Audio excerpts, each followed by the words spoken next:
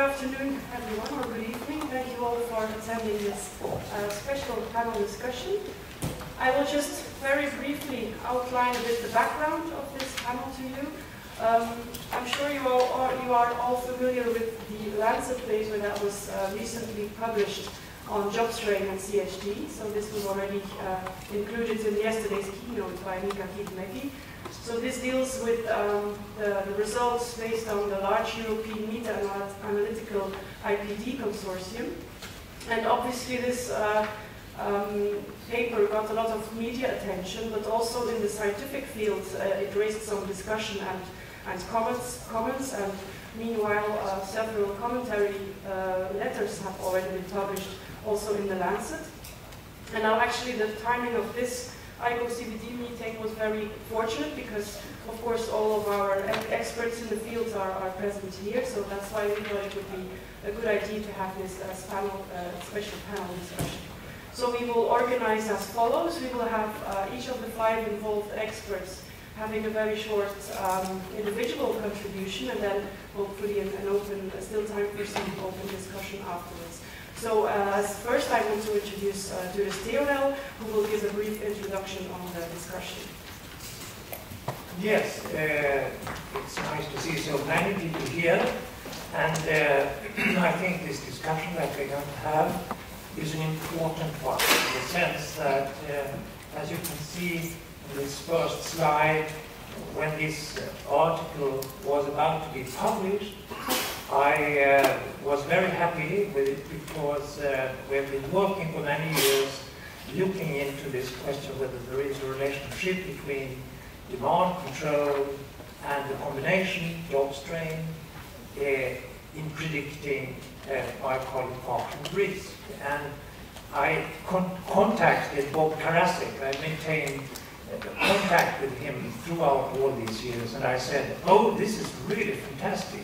Remember when you sent your first article to Lancet about job strain in myocardial infarction, then their reaction was, how could you possibly think that we could publish this? A very scornful response from the editor. But now they are treating us with respect, and that's a major difference, I think. And of course, the strategy that we used is outlined here. There was a very strict strategy with operationalization of both exposure measure and outcome measure. And this was done, in a very strict way, looking at the exposure measure first and then combining that information with the outcome measures. And I think, as pointed out by Netterström in his commentary, immediately you can see that this was a major achievement. Can I have the next slide, please? Now there has been a discussion, and it has mainly been about the size of the association. So there have been arguments, and you will hear more about that we have a weak exposure assessment. We've spent a lot of time finding in all these cohort studies, there were 17 different cohorts, what the similarities and dissimilarities were, and we had meticulous discussions about, how we could create that kind of exposure assessment. And it was based upon psychometric analysis, so we felt safe in the end that we could use it, although we were aware that we were, using compromises, and perhaps in the end we would have a slightly weaker exposure measurement than ideally. Also, there was only one assessment, and finally, I also think that the median split methodology is really not ideal, because when you use that, you end up having, lots of people in the middle, and then you compare them with lots of people who are also in the middle, but they just happen to be on the other side of the median. And that's true for both of our dimensions, demand and control, And I actually prefer other ways of doing it. But this is the dominant way of doing it, and we were sticking to that. And I think that is absolutely in line with other epidemiology. Another criticism has been that, yes, there has been also other aspects of work environment that we should take into account when we discuss this. But of course, the scope of this particular report was really to look at job strains. So we can't do everything at once, but there will be more coming from this consortium. Next slide, please. And I find myself that it is a great thing, very important, that there is an association despite efforts to violate the hypothesis, and that this is of major importance. Of course, there are other strong reasons for an employer or a supervisor to get engaged in psychosocial job improvement. There are moral reasons, financial reasons, mental health reasons, and that there is a relationship, even with such a serious disease as myocardial infarction, enforces reasons to really do something about the work environment. Next slide, please. I would also like to make a point that in the Lancet, the discussion around the Lancet article has dealt a lot with the size of the population attributable risk, which is lower than we used to find in other studies previously. And of course, this has been picked up by mass media and the surrounding world. And, you know, we should put also that in its context. For instance, in my country, we always talk about smoking as being terribly important, and it is very important, a risk factor for myocardial infarction. It's also a risk factor that can be modified by simply making people stop smoking. But we should be aware that some countries have already been successful. In our country, yes, this is true. We now have a prevalence of 13.6%, and if you use the RR of 1.8, then we get a population attributable risk of 9.7%, which is much lower than in many other countries for smoking. And we also have an increasing job strain in our working population, with increasing demands. May I have the next slide, please? And decreasing decision authority. And we have several surveys indicating this development during the past 20 years. So that is also something we should put into context here when we discuss this. Yes, next slide, please. So the final sentence that we are discussing today is really the final sentence in the abstract added in the very final round with the editorial office, and we'll hear more about that.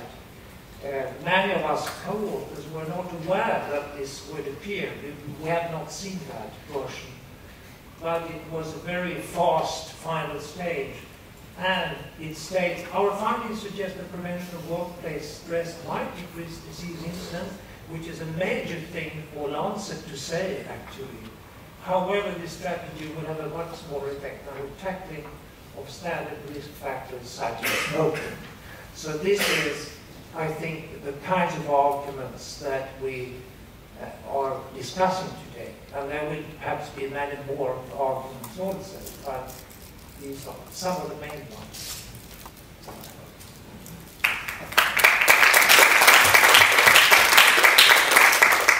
Okay, then next we would like to invite Kivimaki, who is first author on the paper and also supervisor of the IPG consortium.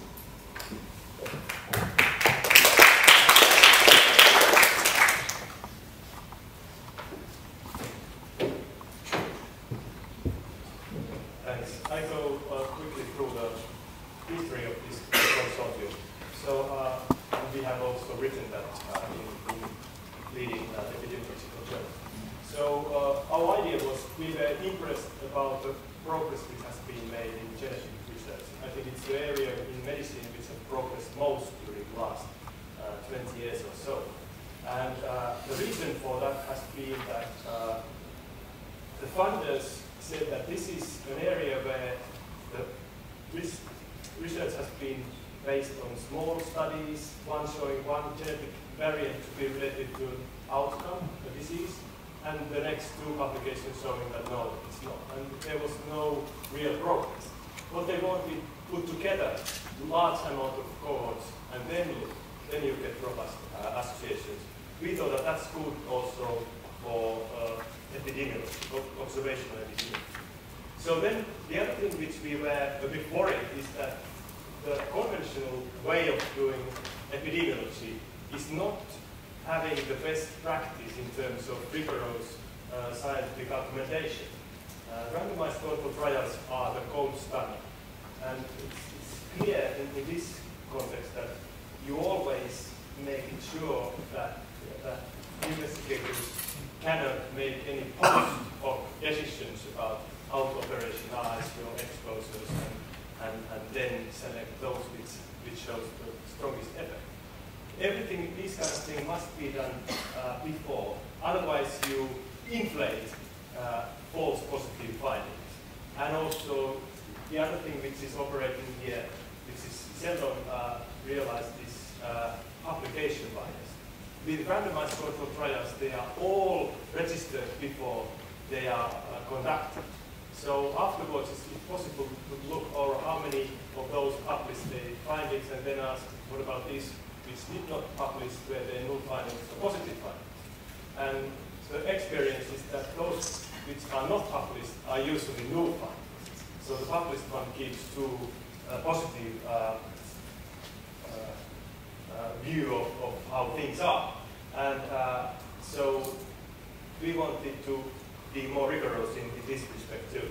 So what we did, we first built the harmonized exposure measures like short strain, and that was the way which we think is the best way of measuring short strain. And then we published that, and here Teres was a senior author also here. So it was in a way really, that's what the consortium thought that is the right way to go.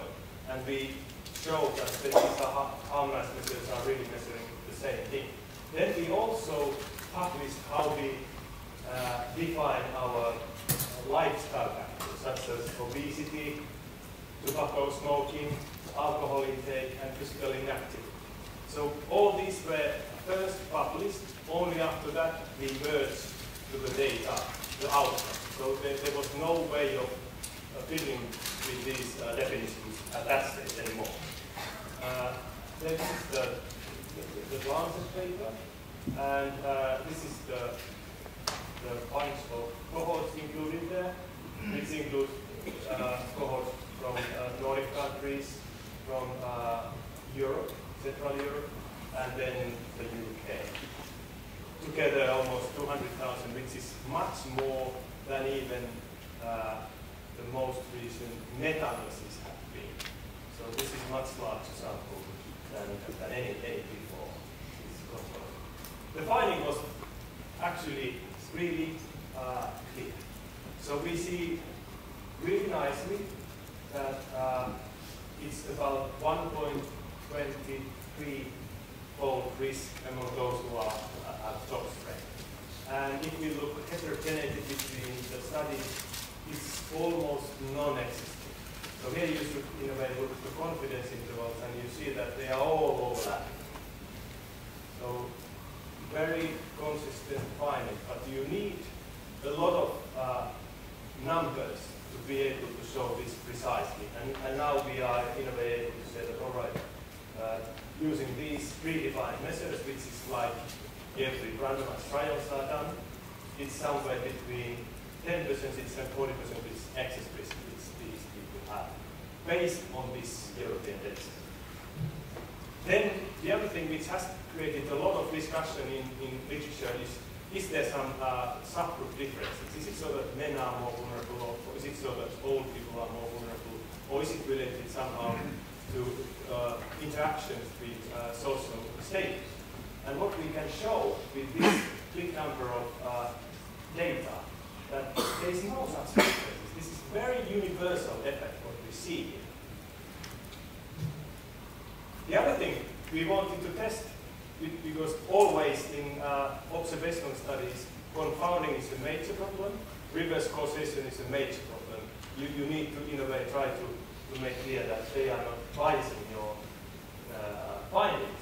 So what we did, because we have a lot of numbers, we were able to exclude first years of follow-up, first 3 years, first 5 years, in a way to take out those cases of CHD which were at the time job strain was measured in a very advanced preclinical stage.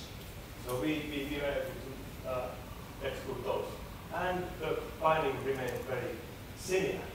Then we made a series of different kinds of assessments to look whether it's attributable to some competing risk factors, and we can see that no, it's not. It's really keeping a robust association there.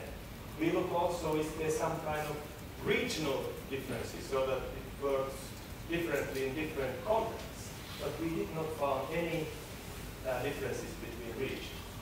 The only clear difference we found there was the difference between studies which had previously published their finding on job strain and those who had not. And as you can see, those which had published had much greater effect there than those which did not publish before this meta-analysis. But importantly, also in those studies, there was an association, statistically significant association. But this is a big difference. One may say that, all right, our operationalization was passed somehow, that we get very low effects for that division, but that's not true, because this 1.4 is exactly the same hazard ratio which is in the latest meta-analysis of all published studies. So basically our harmonization was very successful in that sense that it produced exactly the same association there. Then we compared these associations with standard risk factors. We only selected very common lifestyle factors such as smoking, heavy drinking, physical inactivity, and obesity. And you can see that this association was much stronger. And if we take into account that actually we didn't include in the standard risk factors blood pressure, cholesterol, and diabetes, it's underestimated of standard risk factor there compared to job strain. But if you look them together, you can see that, all right, if you have job strain and you want to halve your risk, you add up very healthy lifestyle. You are here. But if you still want a lower risk, you try to get rid of job strain. So basically, there is clearly an independent effect there. Population attributable risk is something which Therese already discussed. This 4.8 is now for that cohort. We had data also for these lifestyle factors. It's not small. It's a considerable population attributable risk, thinking that we have a multifactorial disease such as CHD. But definitely, these standard risk factors are much more, contributing much more to coronary heart disease. And if you look blood pressure and diabetes, which we didn't take into account in our analysis, it would be even more. Okay, Mika, your time is actually up. Yeah, so only two very short. So one is that, just to put these all in a context, is that if you look chronic conditions, chronic diseases, cardiovascular disease has reduced most during the last 20 years. And at the same time, this has happened when traditional standard risk factors have also reduced most. So for that reason, we think that the conclusion is fine. I mean, what Therese said there, that it was editorial office, that's not quite true. So editorial office wanted to us to not repeat the conclusion, which is just repeating the results. They wanted to put in the context of whole CHD primary prevention. And we thought that we made a bold conclusion here because we are in a way assuming that the association we see is actually causal and that reducing preventing work stress would decrease disease incidence. That's a stretch a bit from the data. But then the comments were the other way around, saying that all right, it's too mild conclusion, and I was really surprised about that. Thank you.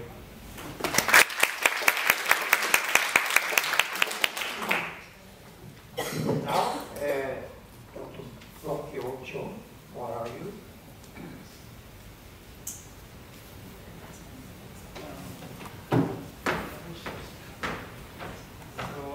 My name is from the University of California, Irvine. So here on this panel, my role is to criticize the Lancet paper. So this is a product of our internal discussion in our research group. So I have about 11 minutes. Right? Okay, so most of the problem parts in the abstract is the highlighted parts. So the PAR, the job strength is 3.4%. Just before Kivimaki reports 3.8%. But in the abstract, 3.4%. I have very question about this. Must be underestimated. The second part, our findings suggest that prevention of the workplaces is stress, not job strain. They're only looking at the job strain, but here they use the workplace's stress in general. That's the problem, like decrease disease incidence like that. So when I look at the Wikipedia, interestingly, Wikipedia cites the Lancet paper. As you can see, they say that job stress appears to play a minor role, accounting for about 3% of cases. They say that not job strain, they say the work job stress, as indicated in the abstract of the Lancet paper. That's a critical problem, I think.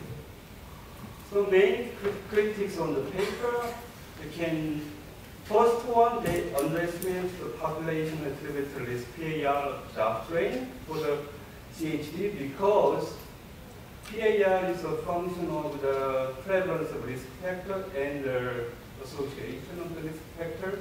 So if you underestimate job strain prevalence, and also if you underestimate the effect side, it results in underestimate PAR of job strain. I'll explain that about that. And I have also a question about in harmonizing job strain measure across the 13 codes. I'll point it out soon. The second major point is that equated job strain with the workplace stressor. So in the end of the day, you don't know whether significant work stress as a risk factor for coronary heart disease. Third point, they underestimate the impact of work stressor on the cardiac cases. But here I point out 2 points. The misuse of this represent on the result of an inter-heart study. And then they also ignore the indirect pathway from the work stress to the cardiac event through the standard biological behavioral risk factor. The first one, why I think they underestimate job strain prevalence. They reported the job strain prevalence as 15%. But when I look at the other paper from the same research group, IPD Work Consortium, I found that they reported the job strain as 17% in another paper. And they're looking at the association between job strain and obesity. You look at that, they report job strain 70%. And I found another paper from the European researcher. They used a very large, the 2005 European Union Working Conditions Survey data. I think that the data is more representative than the IPD Work Consortium. They report the job strain prevalence as 24%. Now I look at each 13 codes data set, and I found that only 3 of the 13 codes were randomly selected from the general working population with the participation rate more than 50%. So most of the other codes came from the white collar organization. We know very well job strain is more prevalent in the low social class job or blue collar job than white collar jobs like that. So in general, we think based on these evidence, we think they underestimate job strain prevalence. And also, I was really curious that why they did not describe the limitation of their data set. Usually, scientists describe their study limitation in the discussion section. But when you look at the actual whole study paper, they describe the limitation of their data set. They say they're like this. Although our code of civil servant included several occupational grades, it did not include blue-collar workers. So it remains unclear whether our findings are generalizable to blue-collar workers and employees also in the private sector. I think white-collar code is one of the 13 codes studied in the Lancet paper. So I do some simple mathematics. What happens given the same effect size? Let's change the job strain prevalence. If job strain prevalence is 17%, reported in another paper from the ICOH consortium group, then PAR will go up 3.8. If you use prevalence 24% from European Commission survey, PAR will be 5.2%.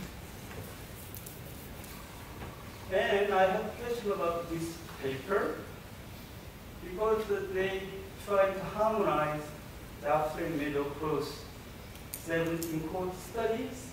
The conclusion is like that. Job strain measure based on one complete and one partial scale seems to set the same construct. For example, if you use the complete job control scale and a partial job demand scale is okay. The general conclusion. This is, I think, first paper from the ICOH consortium group. So they provided this table. So I found that 4 out of the 13 codes in the Lancet paper did not meet the criteria for being a harmonized job strain measures. See, if you look at the, for example, EWECS codes, that's the, okay.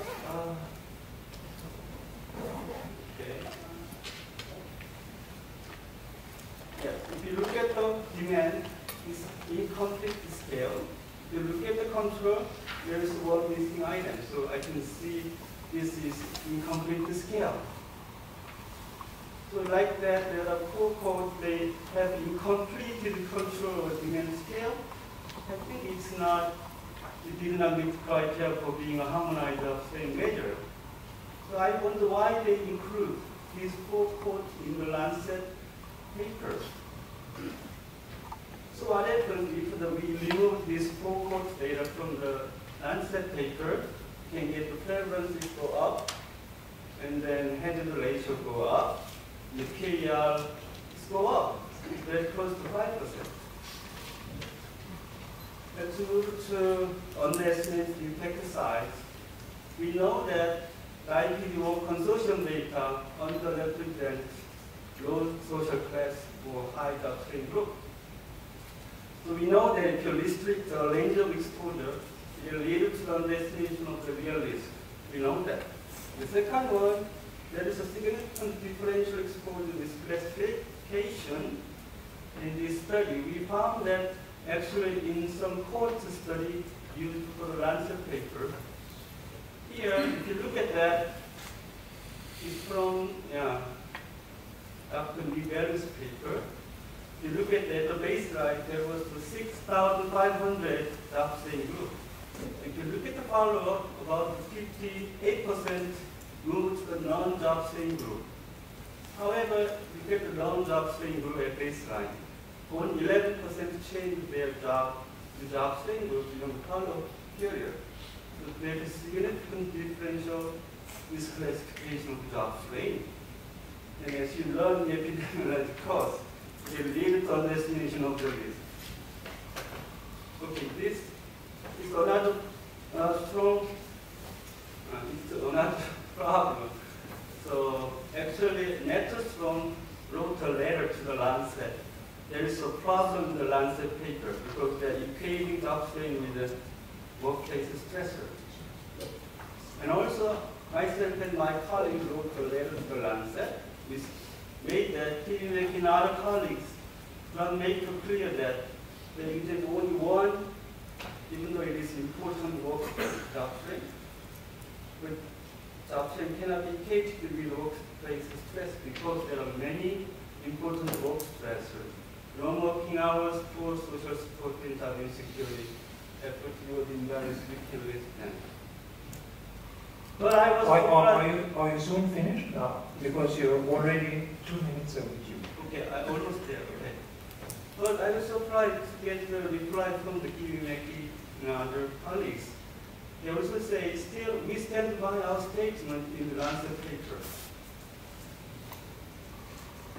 Okay,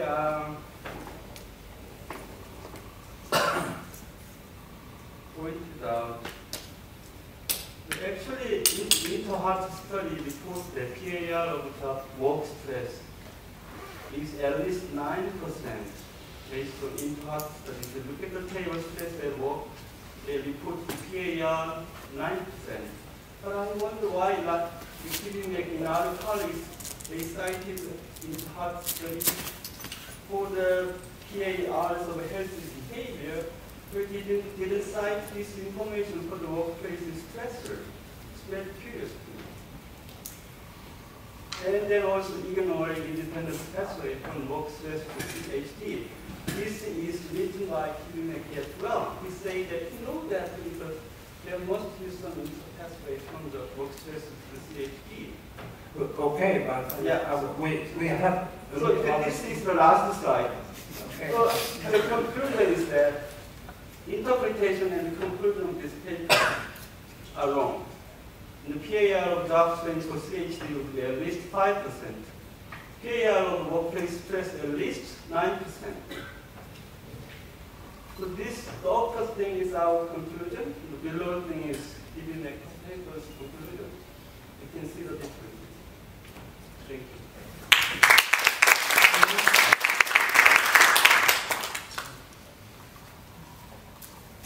Okay, the next speaker will be Peter Schnall.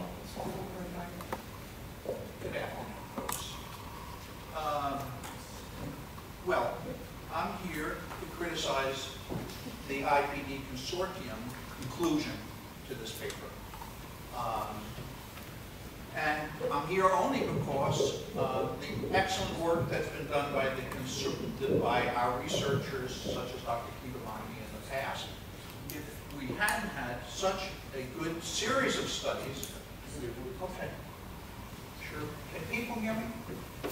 Can anyone not hear me? Thank you. What I want to do is expand a little bit on the criticism about the final conclusion, which is what is disturbing to me. Though I agree with my colleague that I believe that the overall IPD consortium is a conservative construction and analysis of the data. There are obviously a lot of reasons, that some of which have been covered. There is an additional reason that has not been mentioned. I'm going to discuss in a moment the relationship between job strain and ambulatory blood pressure as one of the intervening risk factors for cardiovascular disease. I think it is a mistake to look only at cardiovascular disease as the outcome measure in this study, because in fact the major way, in my opinion, that job strain works on cardiovascular disease is through the development of hypertension. And we have done 25 years of research and published a meta-analysis demonstrating the relationship between job strain and ambulatory work time blood pressure. So a model, a research model that looks at job strain and only coronary artery disease is in fact going to produce an underestimated effect of job strain on cardiovascular disease, which is in fact the issue. It's the overall burden in the world of cardiovascular disease that we're concerned about.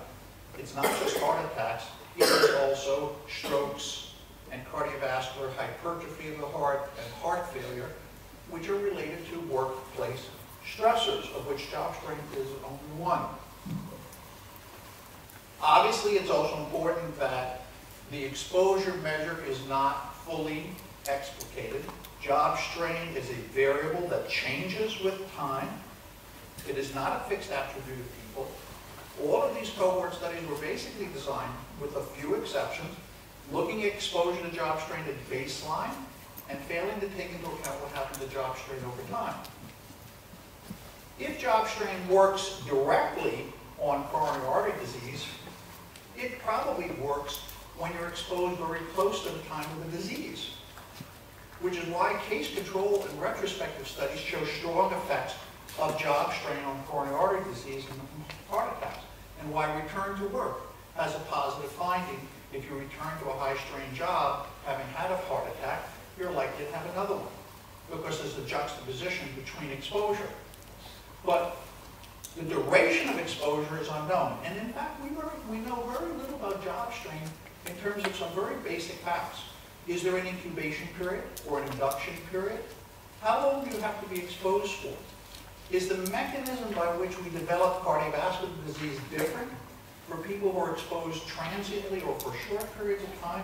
That is, does job strain cause a heart attack when you develop it, when you're vulnerable? And does job strain work differently to develop ambulatory blood pressure over prolonged periods of time? Do you have to be repeatedly exposed? Without measuring those things, we are unable to answer the questions. I'm also bothered by the very simple model that's used in analyzing the data. It's very hard, for example, to see how job strain and obesity can be very thoroughly understood if other key confounders are not included in the data analysis.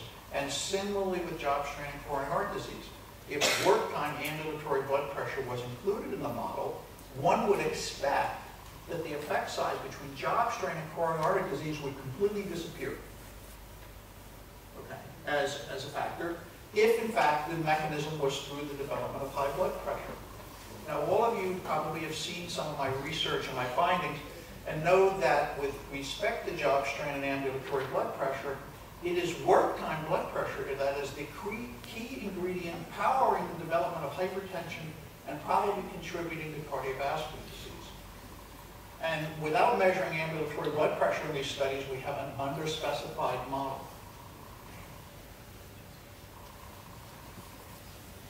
And then we'll talk, just to repeat in part, the issue of the external generalizability of the findings. This data set is of an idealized working population of Europe. These are not all of the European sample. In fact, the 100,000 people are mostly white, middle-class workers, as Dr. Choi has pointed out. Therefore, the effect sizes of job strain on heart disease are probably underestimates for that reason. If we saw an example yesterday where you pulled little samples out, you compared it to the big sample, 1,000 people at a time, 10,000, 116,000. Well, what if you take 116,000 out of Europe? Do you think that the 116,000 is going to be representative of all of Europe? If we had all of the contingent workers and the people with terrible jobs, with really high job strain included, would that make a difference for outcome? And what if we then included a sample that was worldwide, where job strain is where work is far more intense than in Europe? In fact, Europe has already benefited from 35 to 40 years of post-Second World War social improvement. Class warfare in Europe is very different than it is in the rest of the world. People have limited work weeks, decent working conditions, you know, they have benefits, they have health care, they can get vacation time. Life is very different in Europe than it is in the United States, or in Latin America, or in China, if you follow the Foxconn story, where you see people working 80 hours a week. And, you know, is it conceivable that the population attributable risk of 3.7% is going to be true if it was worldwide? And if we included all of the other stressors in the work environment, like effort-reward imbalance or social injustice, or threat avoiding vigilance, because we know the highest occupations with hypertension are drivers, okay, who are not included in this research at all. So is it very likely that the PAR percent will still be 3.8% when we make all of these corrections, when we have this broader sample? The answer, I think, is obviously no. And therefore, one worries about the equation of job strain with all work stress, and then the equation of work stress as being basically something which we don't need to intervene on, not important. It's not said that it's not important, but it's implied that it's not important. And what is the alternative? The treatment of standard risk factors, such as hypertension. As a clinician, I can tell you that the worldwide treatment of 2.5 billion people with hypertension and coronary artery disease is not a feasible proposition. Because Europe and the United States has successfully capped the cardiovascular disease epidemic doesn't mean that the world has the resources to do the same thing vis-a-vis cardiovascular disease. It's not a possibility. We already spend $500 billion in a year in the United States to treat coronary artery disease, cardiovascular disease. Is it realistic that we have trillions of dollars available to treat everyone worldwide with medications, which is how the standard risk factors are treated?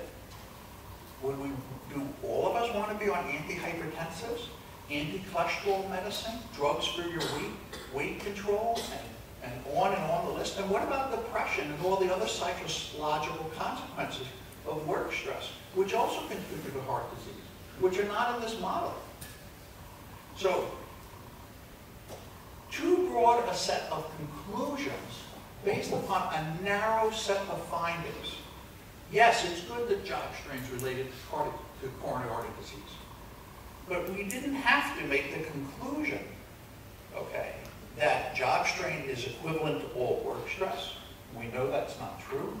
Or that it would be better to intervene on standard risk factors versus intervening at the workplace, where there's an assumption there that intervening at the workplace is more difficult than intervening on standard risk factors, or that intervening on standard risk factors is easier than intervening on the workplace. Look, Europe has intervened on the workplace right and left. Okay, Peter. One more second. Yeah, okay. I'm almost done.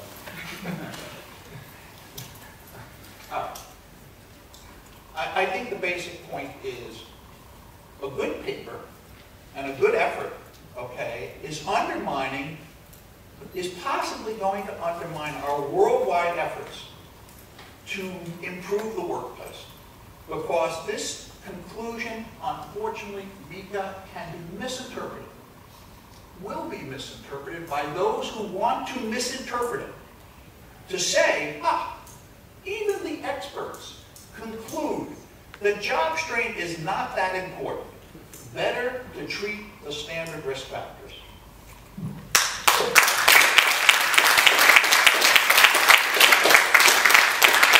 And now, Shizu Mitsumi.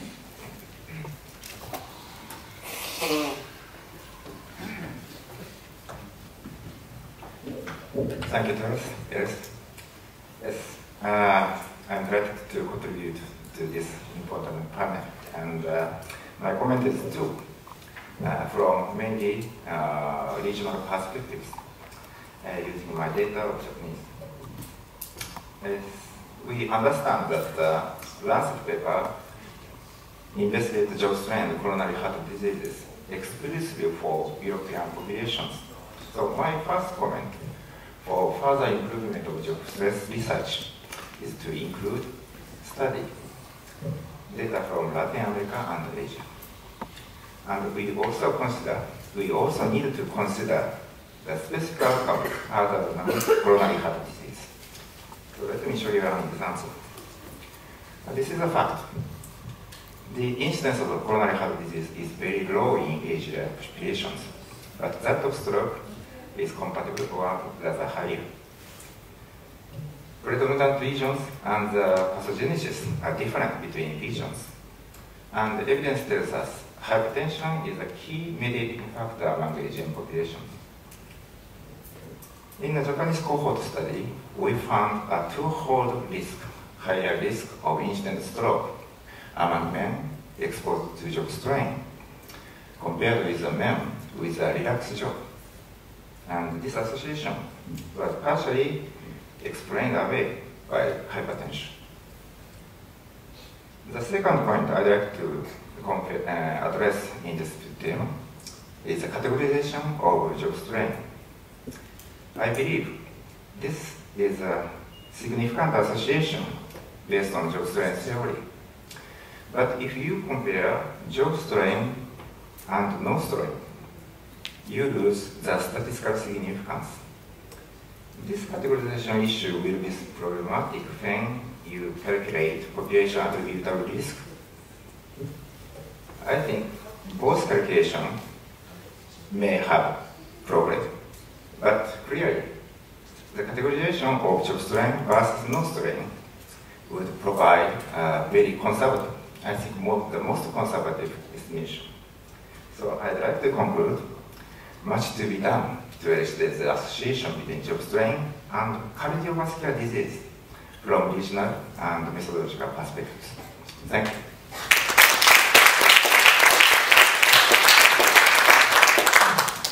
Thank you very much. I think we have all done quite good work on finding things in this which are worth discussing. And I will just take the time to make two very short comments to Bonkyo, because you have, I think you did a fantastic job in looking at various pitfalls in this. And I was surprised to see your comment about the harmonization of demand and control items, because we really spent a lot of effort to do that work. And when I look at the table you put up there, I'm also confused. I don't know, it's not possible in my mind that two of the cohorts would not have demand items. I mean, that must be something wrong in the table or something. So the other thing is that you pointed out that blue collars were not so well represented totally in the cohort. That's probably true, yes, but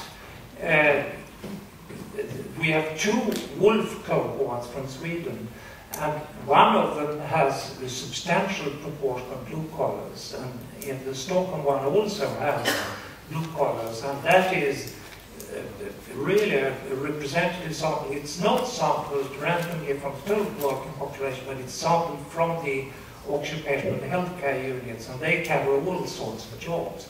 And they had 80% participation rate, and you didn't include those, so I think that belongs to the total. But I think what we hear from all these comments is that there is an underestimation in this total cohort study, and that, yes, that is probably true. We were conservative, we were conscious of this, and we thought perhaps that scientific proof was extremely important. But then the addition of this little sentence in the Lancet article, in the last thing, in the abstract, of course, has caused a lot of discussion. There's no doubt about that. I think Mika should now get the opportunity to respond to some of the criticisms here.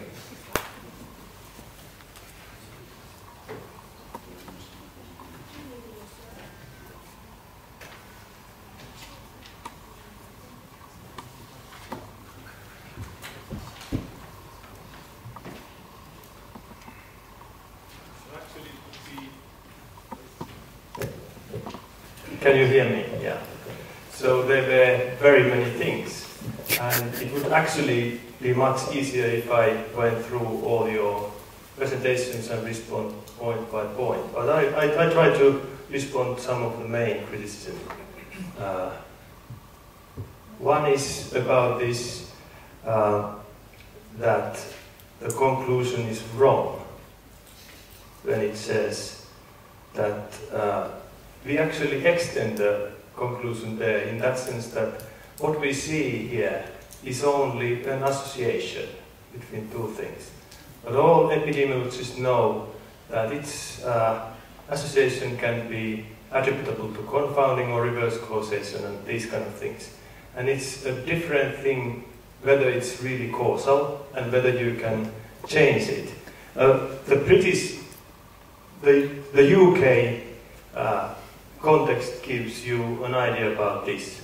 So in the beginning of 2000, in the UK Health and Safety Executive, which is a very high organization within the government, took advice of the existing research on work stress and the consequences, and put a strategic goal to reduce in the UK 20% of incidence of work stress. All right. So then they selected a large number of organizations where they made an intervention distributing management standards to reduce stress and how to do. And all the available expertise was used here. In that document which launched this, work stress was mentioned 55 times. So it was really on front of the whole strategy of reducing chronic diseases and these kind of things. Then they followed up 10 years these organizations. Nothing happened there. Anything didn't improve.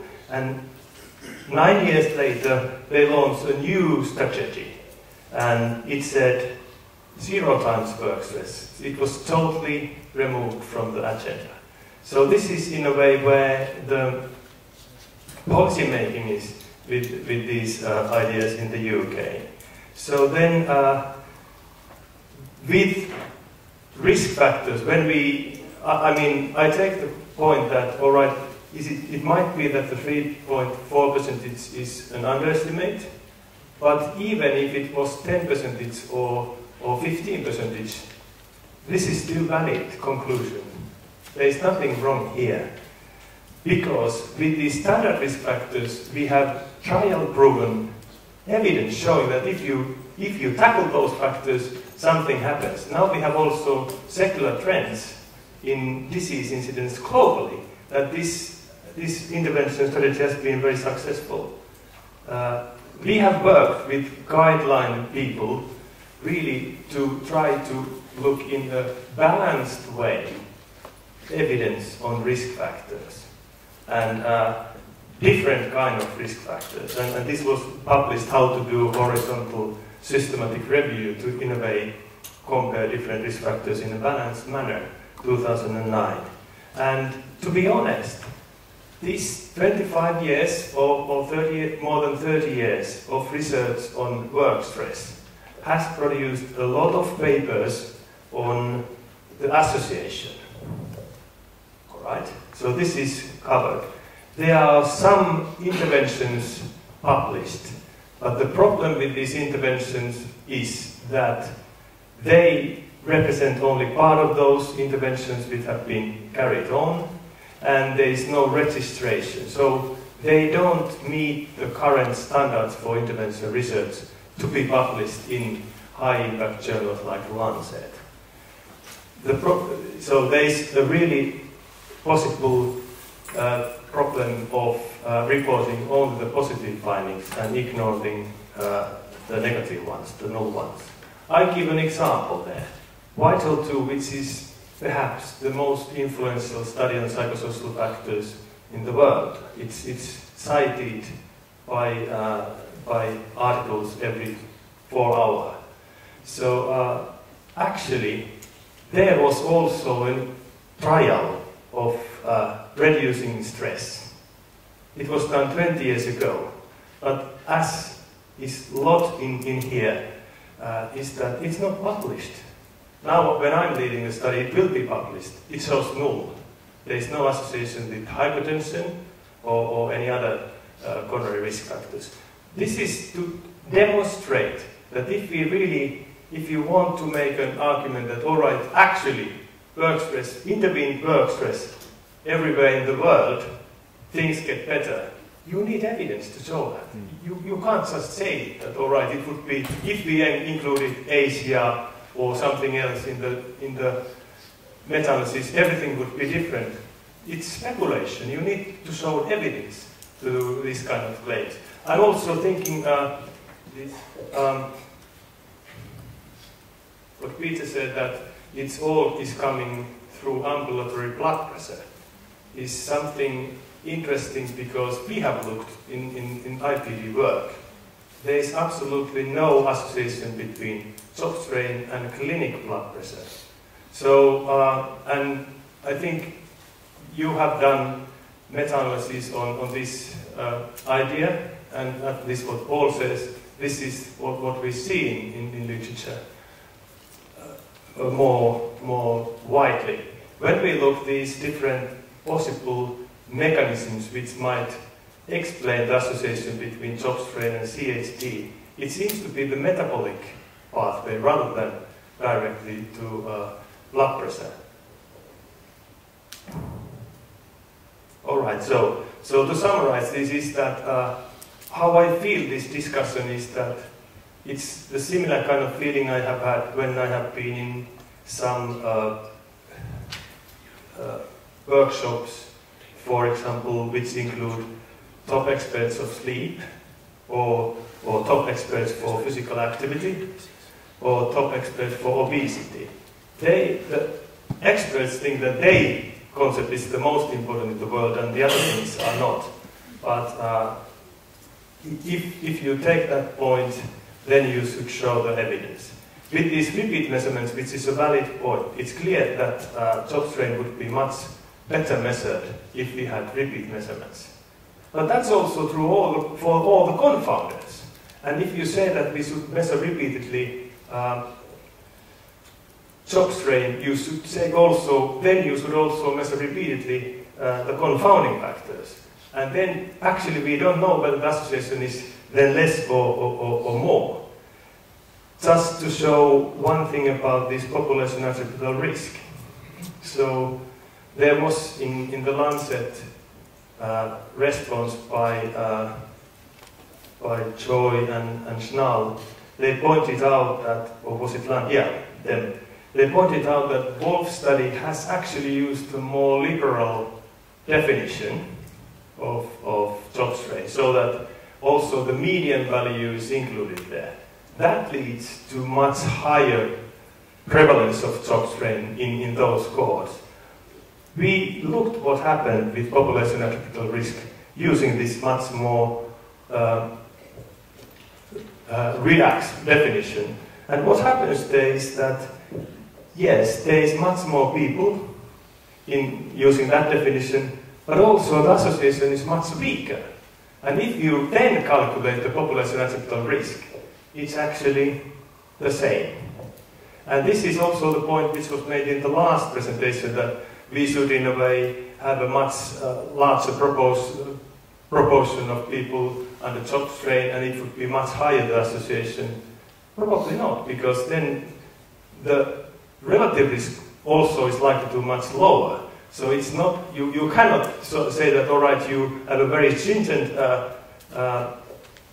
way of measuring the association between CHOP strain and then apply that for very relaxed definitions.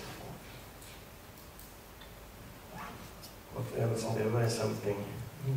Yeah, I think we should other can speak also, yeah. Okay. Yes. So, anybody now? Yes? Marco?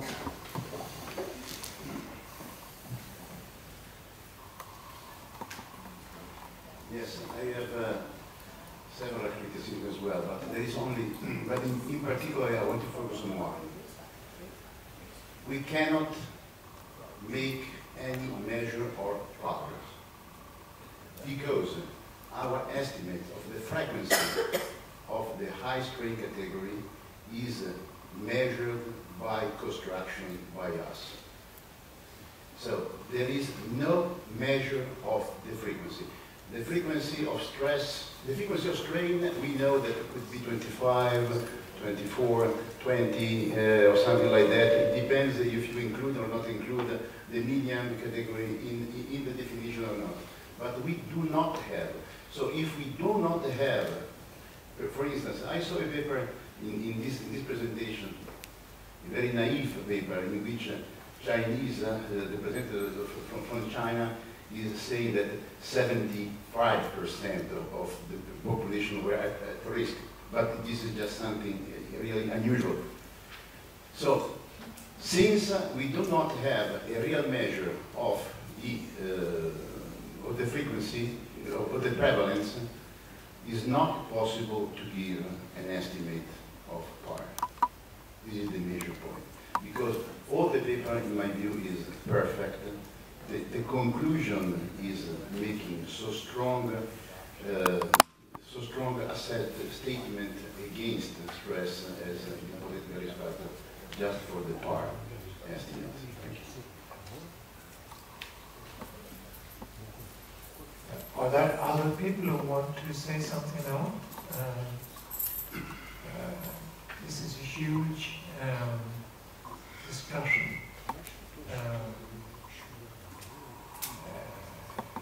Well, before we get done, I would like to dialogue a little bit more with Mika Kivimaki. Yeah. Yes. Do you want to respond to some of Mika's? Yes, I do. Yeah. But I do not want to prevent everyone else from participating. This is not a debate between Banku Choi, Peter Schnall, and Mika Kivimaki. This is a very important issue for all of us here. Just with reference to what Marco's point, for me personally, that is also one of the major issues. That's on the one hand, there's the main findings of the paper with the conservative approach, which I strongly think are very important. And then the other point is to use the median split method to estimate prevalence of job stress. So I think that is one of the debatable issues here. So maybe other people have comments on that, if there are, or there would be alternative ways to handle this in the future. I mean, would it be a good idea or a feasible idea to think of the demand control model more in terms of the interaction between the high demand and low control, meaning that we would look more into the ratio, or maybe other people have some comments on that?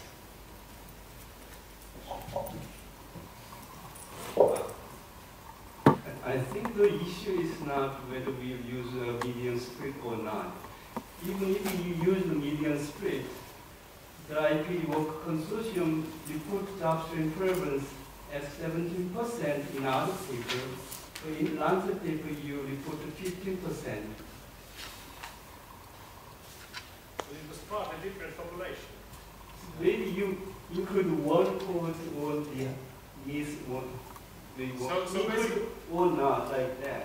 So you have to realize that whether there is some uncertainty to estimate the real job strain prevalence based on your data set.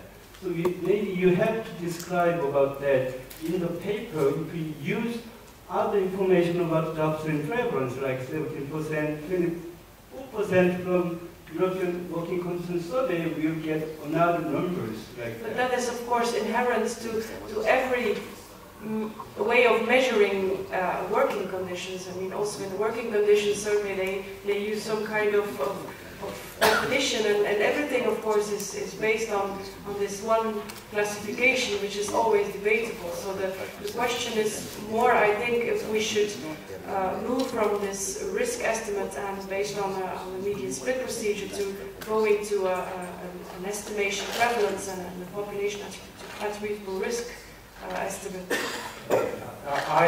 I agree with that for the reason that I gave in my own introduction. If you use the median split, you catch a lot of people in the middle. The majority will be in the middle. So you're comparing people in the middle with other people in the middle, actually. So it does create very little contrast. I think there is one methodological issue which many of you may not be aware of in the IPD consortium. And this is, of course, that median split was made for each country separately. So that means that if there were differences between the countries, that would not play a role in this. So you used some quote-specific job strain definition because you collect 13 quotes from different countries. But what I pointed out here is in your harmonization of job strain measure across the 17 quote study, I found some significant problem. Even meet your criteria for being a harmonized job strain measure. I found that 4 out of 13 quotes do not meet the criteria. If you remove that, we'll get a much higher number. I already said that. And then you mentioned that there might be some mistake in the table, but I can only judge based on the published paper. Yeah, of course. Yes, Mika, you have the response to that. I was very puzzled when I saw this. Yes, it looks like this, how this was done, and is it exactly the same in all cohorts, has been a big deal here, and so on. But the problem here is that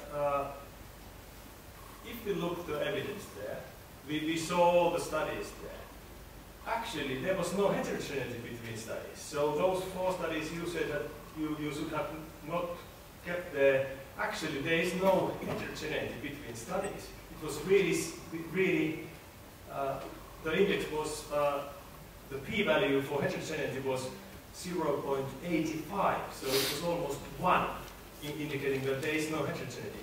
So this means that this different way of measuring the exposure should not make big deal here. No, there's some logical errors. You include 30 codes based on the harmonization paper, right? You described in the method section, we harmonized job strain measure across 13 and 17 codes. It was described in other paper like that. You justify the job strain measure in the method section, right? Based on the paper. Even if according to your criteria, I found that 4 out of the 13 codes did not meet the criteria, then if I were you, I exclude 4 out of 13 codes and do the meta-analysis. Heterogeneity in the meta-analysis is a different story. It's difficult to respond to that because there must be something wrong in the presentation or something, because we really did a lot of work on this and really tried hard to do the harmonization. Yes, and then Peter. Yeah, after that. Yes, Peter. Thank you. I was just wondering if there was figures available on individual PARs for smoking and alcohol, physical activity and BMI, because it seems a little bit unfair to say, well, if we got rid of obesity, smoking, heavy drinking and physical activity all in the one step, this is what our PAR would be, and if we just got rid of job strain, this is what our PAR would be. So are there individual PAR estimates, just so we could compare the relative importance of one risk factor, job strain, compared to one other risk factor, such as smoking?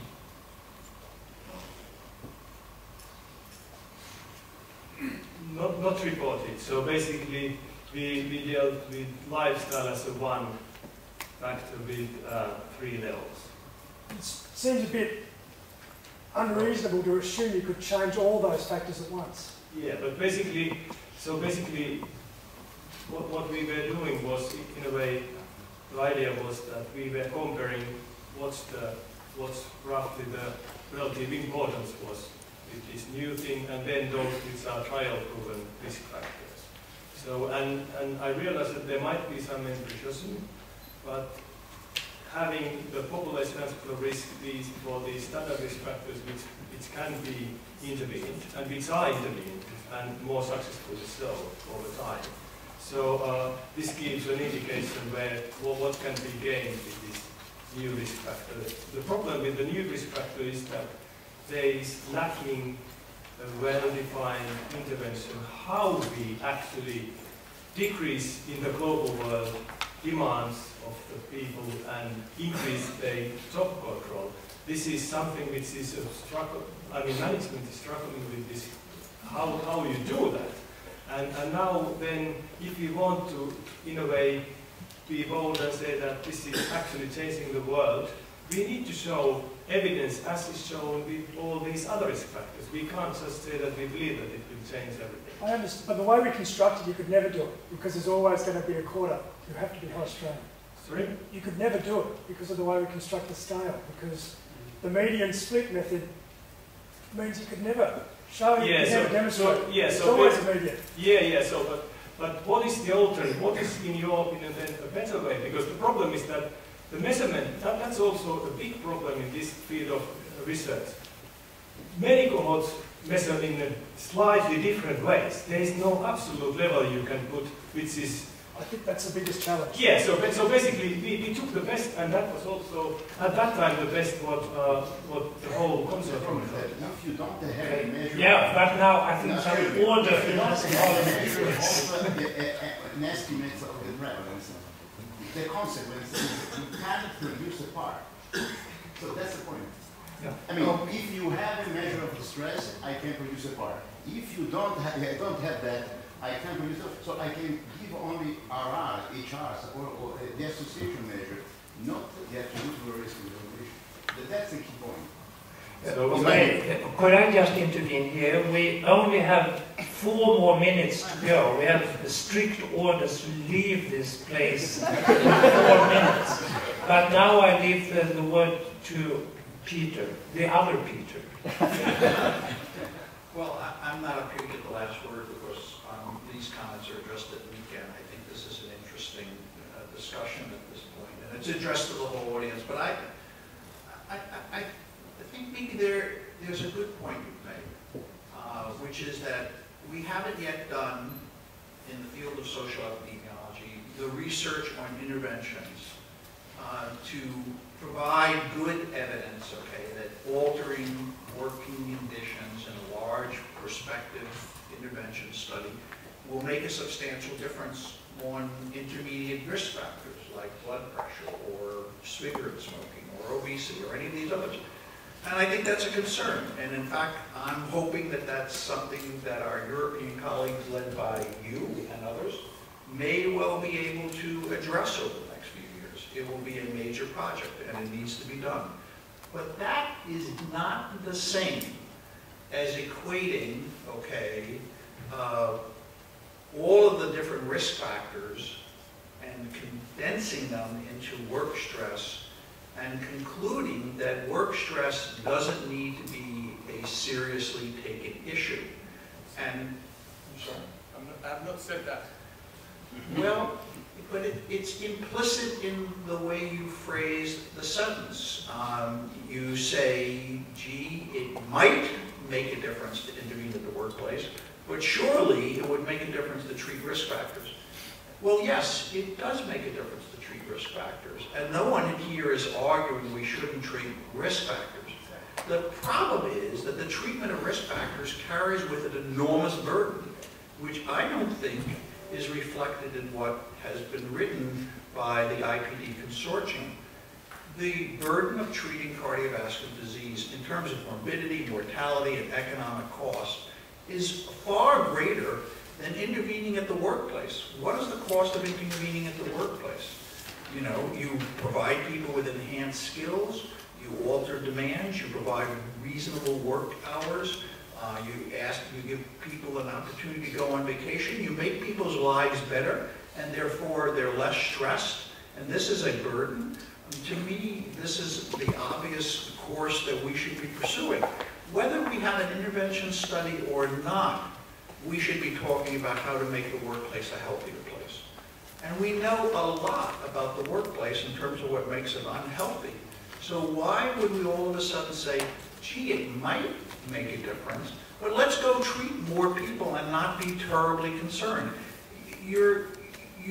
On your one hand, you want to say, gee, we don't have good prevention intervention information, and then in turn you want to use that, it sounds to me, as an argument for why we shouldn't be concerned about restraining or tightening up the regulations over the workplace. To me, that those are not equations. We don't need intervention research to know that the workplace is unhealthy.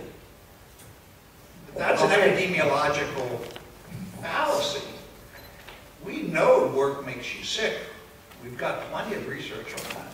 And the Europeans, all your fellow citizens have made huge interventions to make the workplace safer in Europe. So why are we not recommending that to the rest of the world? Okay, I think Mika will have the last word now, because we have to leave the place in minus half a minute.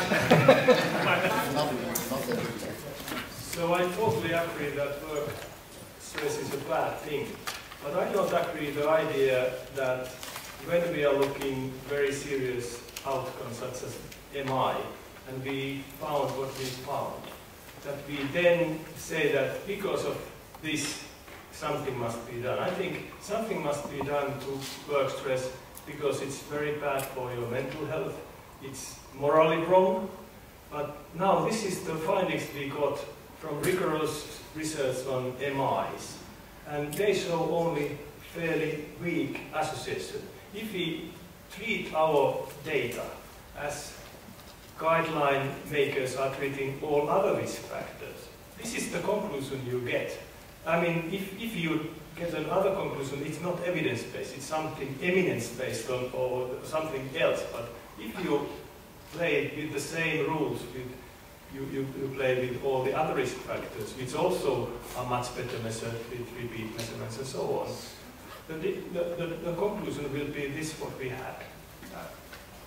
Okay, well,